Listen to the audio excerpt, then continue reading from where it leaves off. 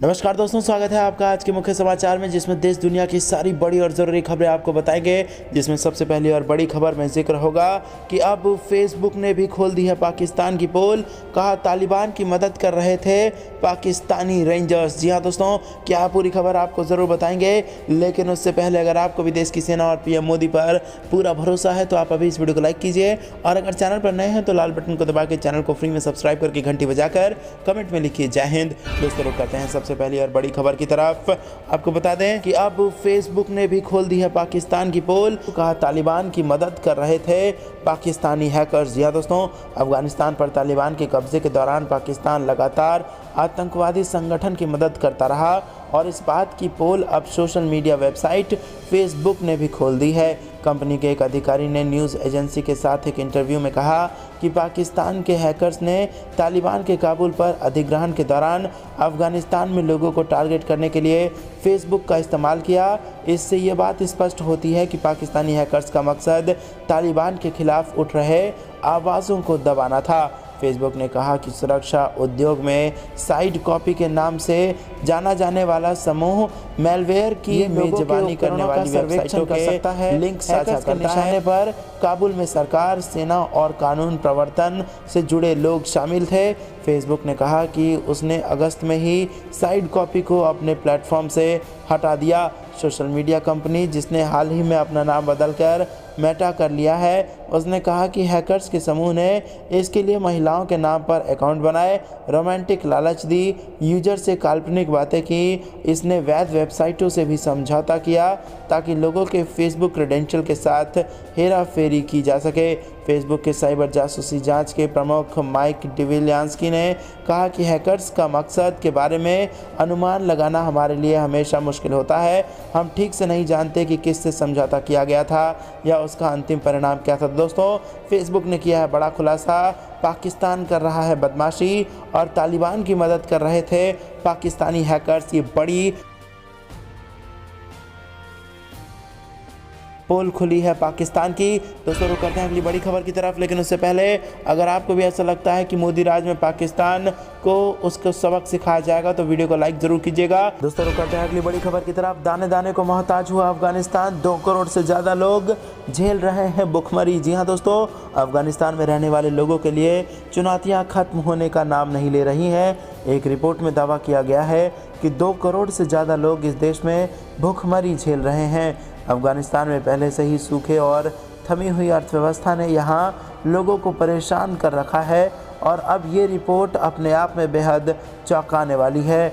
The world food programme की हालिया report में कहा गया है कि सूखे और ख़राब अर्थव्यवस्था की मार अफ़गानी परिवारों पर बुरी तरह से पड़ी है। टोलन न्यूज़ ने वर्ल्ड फूड प्रोग्राम के इस रिपोर्ट के हवाले से कहा कि यहाँ कम से कम 2 करोड़ 40 लाख लोग भुखमरी के कागार पर पहुँच गए हैं।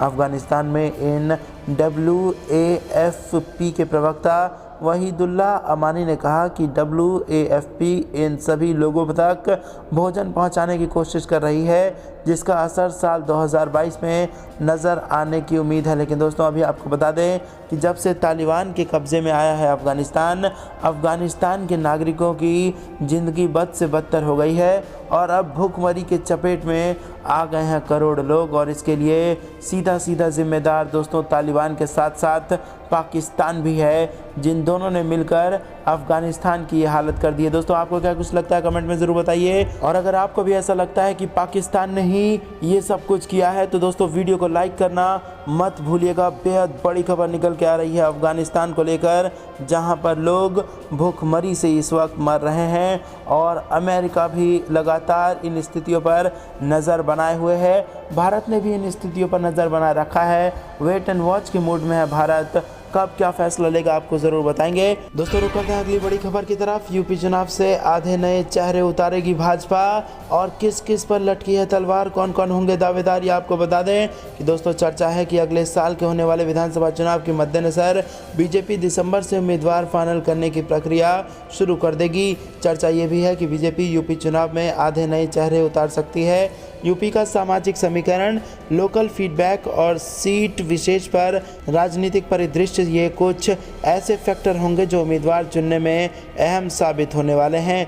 यूपी चुनाव ऐसे समय में हो रहे हैं जब कुछ समय पहले ही देश भर में हुए उपचुनावों के नतीजे बीजेपी के लिए अच्छे नहीं रहे। ये उपचुनाव 3 लोकसभा और 2 विधानसभा सीटों पर लड़े गए। इन सीटों में बीजेपी को 7 पर, इसके सहयोगी को 8 पर कामयाबी मिली।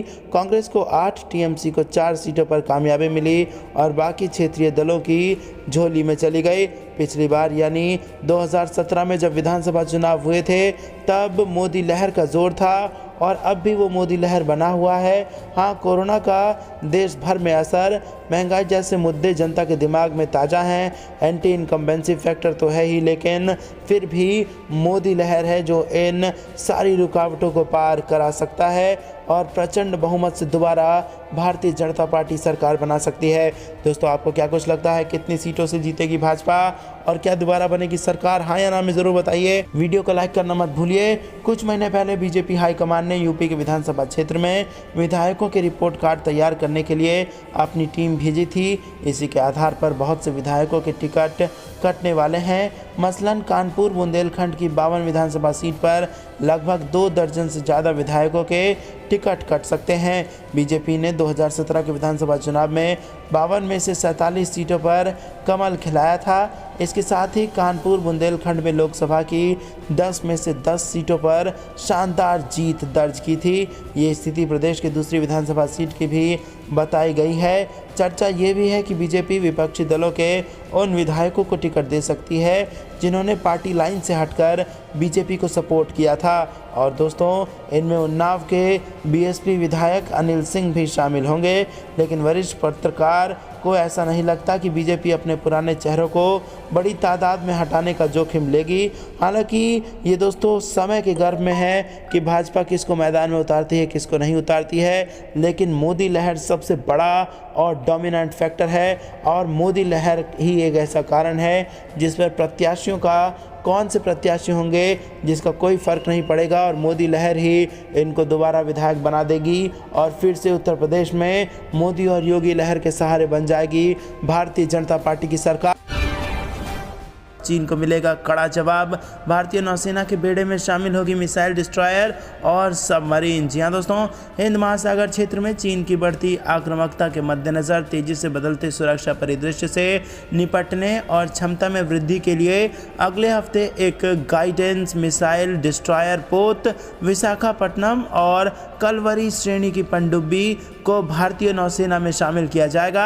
इस संबंध में नौसेना के उप प्रमुख वाइस एडमिरल सतीश नामदेव ने कहा कि युद्धपोत विशाखापट्टनम को 21 नवंबर को बल में शामिल किया जाएगा। तो दोस्तों, ज़बरदस्त ताकतवर बन रही है देश की सेना और इससे न केवल चीन बल्कि पाकिस्तान के भी उड़ा दी जाएगी नींद। दोस्तों, ये खबर इस बीच आ रही है जब लगातार 2 साल होने वाले हैं जब भारत और चीन के बीच में तनाव जारी है। और इससे पहले भी आपको याद होगा कैसे भूटान के साथ जो चीन की तनातनी थी डोकलाम पोस्ट पर लेके, उस पर भी भारत ने भूटान का साथ दिया था और चीन से टक्कर लिया था। ना केवल चीन से टक्कर लिया था बल्कि चीन को पीछे भी धकेला था भारत ने।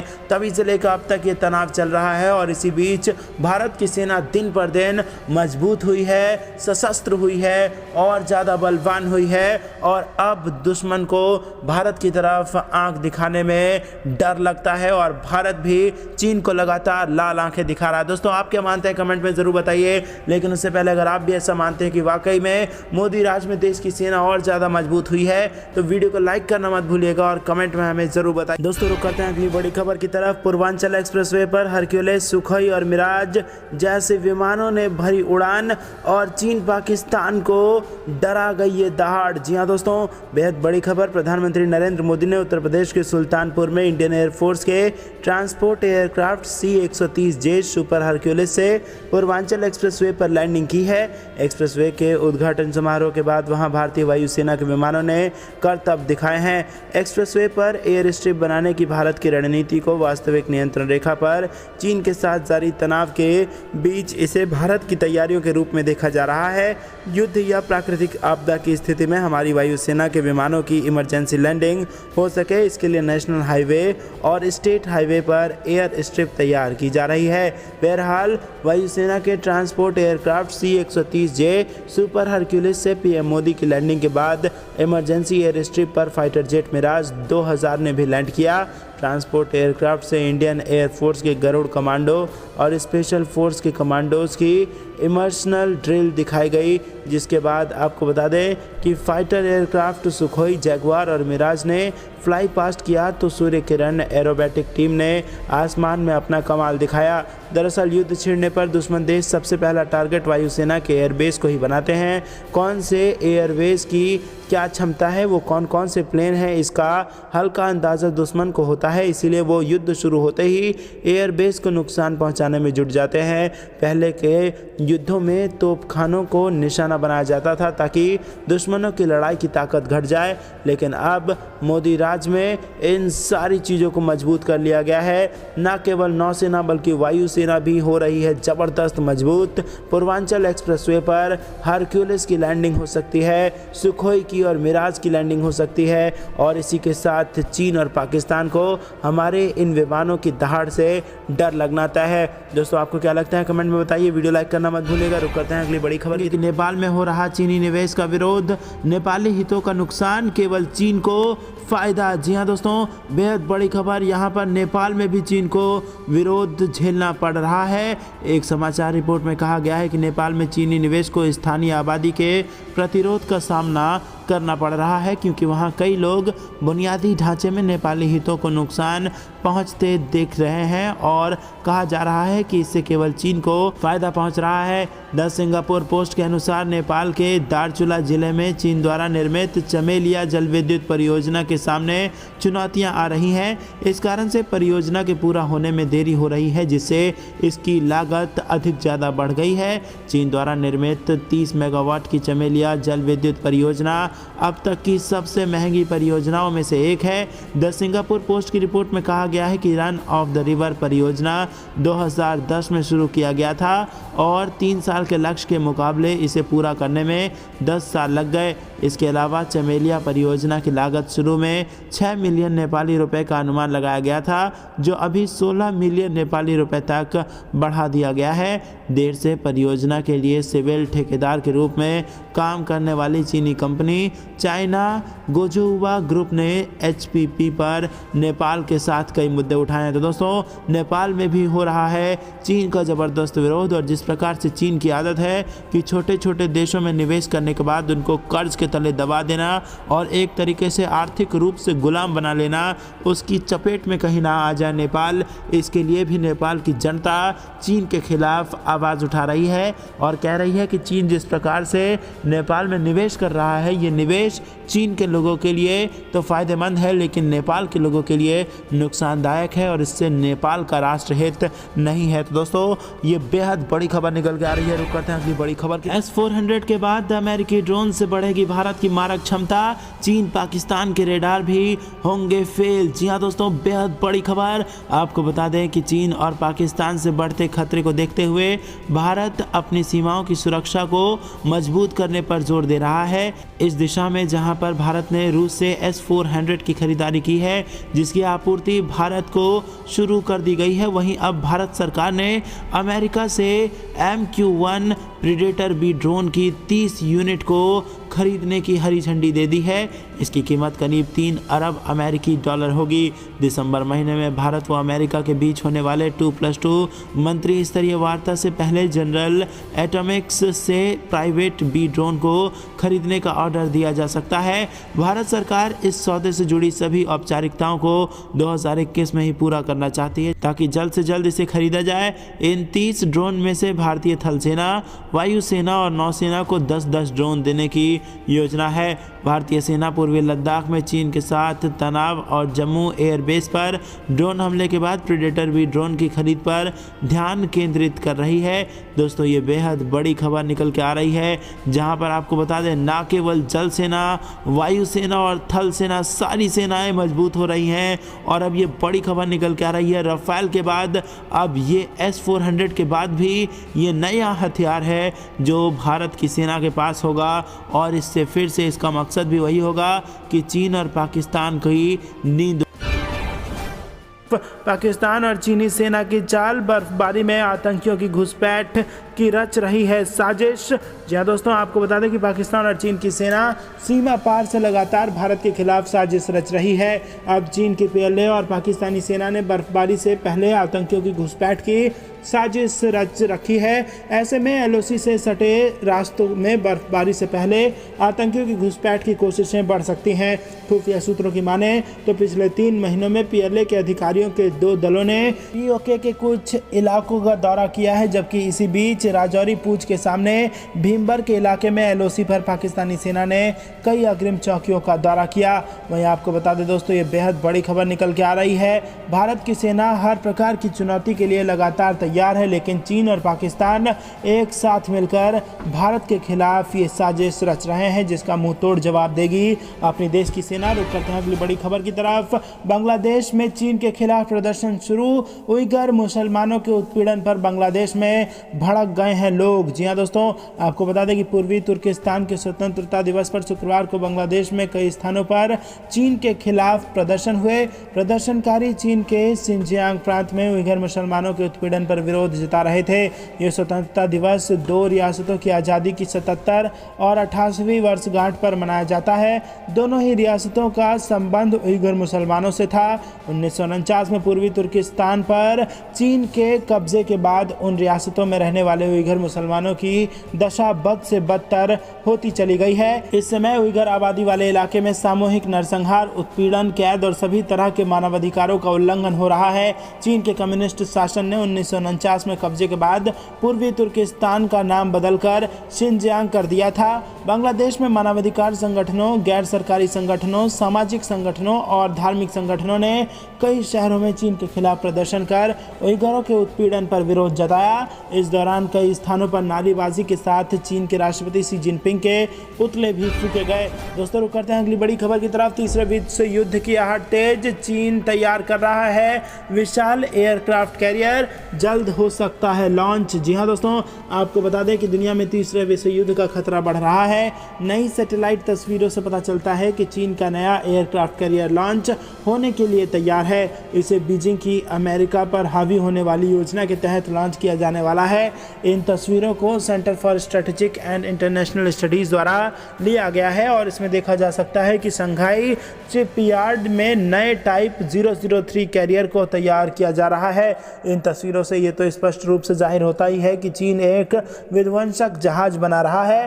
हालांकि अभी इसका कंस्ट्रक्शन किया जा रहा है, लेकिन ये इस बात को भी दिखाता है कि चीन दुनिया की सोच से पहले ही इस एयरक्राफ्ट कैरियर को लॉन्च कर सकता है। तस्वीर को देखकर ऐसा लगता है कि 330 मीटर लंबी पतवार पर काम पूरा किया जा चुका है। फ्लाइट डेक का काम भी पूरा हो चुका है और कंट्रोल टावर को फिट किया जा रहा है। इस बात की भी जानकारी दी गई है।